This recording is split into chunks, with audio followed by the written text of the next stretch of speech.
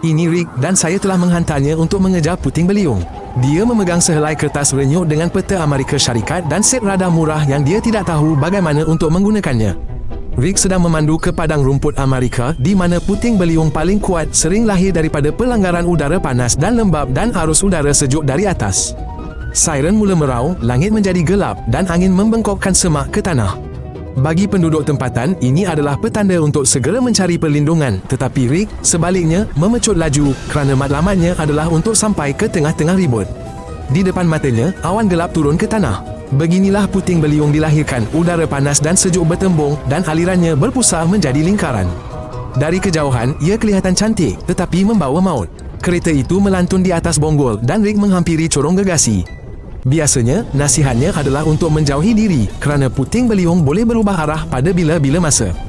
Tetapi dia melakukan sebaliknya. Rick semakin hampir dengan puting beliung dan angin semakin laju. Puting beliung sebegini mampu mengangkat kereta seberat 1 tan ataupun seluruh bas sekolah seberat beberapa tan. Kelajuan angin setanding dengan kapal terbang dan Rick menyedari bahawa kereta besinya boleh berderak seperti cawan kertas.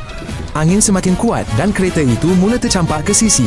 Dalam sekelip mata, roda Rick terangkat dari tanah dan kereta itu mendapati dirinya berada di dalam puting beliung. Tingkap retak dan pecah akibat perubahan tekanan, badannya berpusing seperti tin. Di dalam puting beliung, tekanannya lebih rendah daripada di luar dan perbezaan ini menghancurkan seluruh rumah. Rick tercampak keluar dari kereta melalui cermin depan. Kini dia sendiri adalah sebahagian daripada puting beliung, berputar bersama serpihan dan runtuhan. Dia melihat papan, kepingan pagar, kepingan logam dan juga papan tanda jalan terbang melepasi. Semua ini meluncur laju lebih 300 km sejam, bertukar menjadi projektil yang membawa maut. Daya puting beliung sedemikian rupa sehingga sehelai bulu pun di pusarannya boleh menembusi pokok, begitu tinggi kelajuannya. Jadi mayat Rick berada dalam bahaya besar dan peluangnya untuk terus hidup hampir sifar. Tetapi setakat ini, dia bernasib baik. Arus udara menarik Rick ke atas. Kadangkala puting beliung mengangkat serpihan beratus-ratus meter dan ia ditemui jauh dari lokasi nahas. Rick faham bahawa jatuh dari ketinggian sedemikian mungkin merupakan yang terakhir untuknya. Seekor lembu muncul di udara di sebelah Rick. Haiwan-haiwan diketahui diangkat oleh puting beliung dan kebanyakannya mati apabila dihempas. Peluang mereka untuk hidup adalah tipis, tetapi dalam video kami, semua orang masih hidup. Tiba-tiba, kilat memancar merentasi kegelapan. Rambut Rick berdiri tegak kerana elektrik statik dan buruh berdentum di sekelilingnya. Banyak puting beliung disertai dengan ribut elektrik sedemikian kerana geseran serpihan menghasilkan cas yang besar. Untuk seketika, Rick mendapati dirinya lebih dekat ke tengah corong. Agak sunyi di sana, tetapi ketenangan itu menipu, putaran berterusan dan pada bila-bila masa dia boleh tercampak ke belakang. Perbezaan tekanan dalam pusaran juga boleh menjejaskan pernafasan. Pada manusia, keadaan sedemikian boleh menyebabkan gegendang telinga pecah dan fungsi paru-paru yang terhad. Barotrauma sering berlaku, organ dalaman rosak dan seseorang boleh mati tanpa sempat melanggar apa-apa. Dan hentaman semakin mudah, puting beliung semakin kuat dan mengumpul lebih banyak serpihan. Basikal, rasuk dan tong sampah berterbangan. Rick hampir tidak mengelak hentaman itu walaupun tiada siapa yang dapat melepaskan diri daripada hentaman dalam keadaan huru-hara sedemikian. Puting beliung paling dahsyat dalam sejarah ialah puting beliung Three State di Amerika Syarikat pada tahun 1925.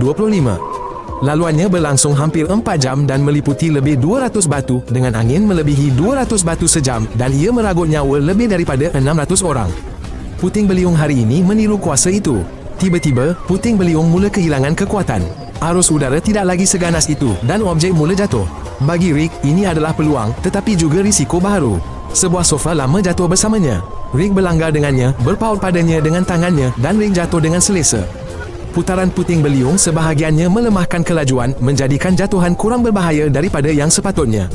Rick jatuh bukan dalam garis lurus tetapi dalam lingkaran yang mengagihkan daya pada badannya dan memperlahankannya.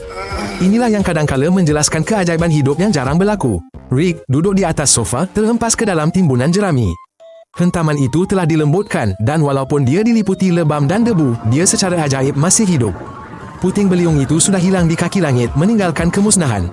Kereta terbalik, pokok tumbang dan rumah musnah ada di mana-mana.